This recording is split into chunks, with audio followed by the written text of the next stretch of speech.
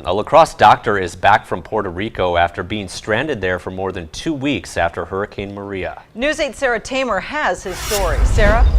Gundersen cardiologist Julio Bird and his wife were visiting family in Puerto Rico. It was supposed to be a vacation to visit his farm and spend time with loved ones. Instead, it turned into a catastrophe, he says, not knowing when or how they would make it back here to their home and his patients.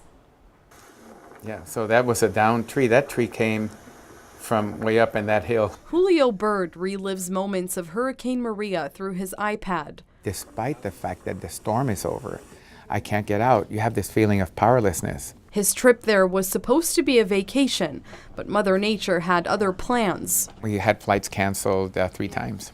Bird and his wife soon found themselves battling 150-mile-per-hour winds during the hurricane. At first, it was not concerning too much. I mean, I said, well, we're going to extend our stay by 4 days. So they had given us flights for the 30th. And then somebody said, no, it's going to be mid-October before you get out. He says he never expected it to get this bad. No.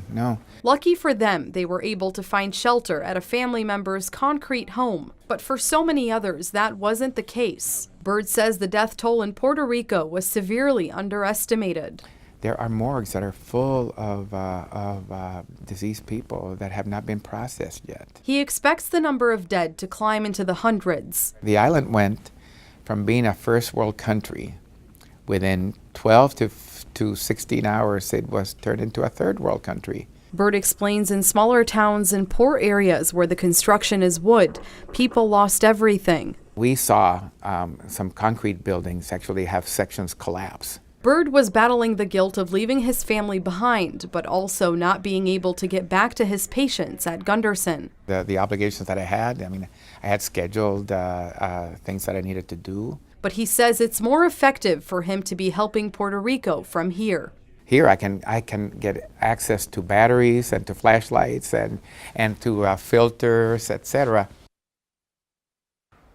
Bird says when he offered to help at hospitals in Puerto Rico, there was not much he could do as many hospitals in the area lost power in places like intensive care units.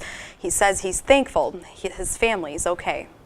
Thanks a lot, Sarah. Now, Gundersen doctor Julio Bird says he is also planning to go back to Puerto Rico to help his family members and others to recover from the hurricane.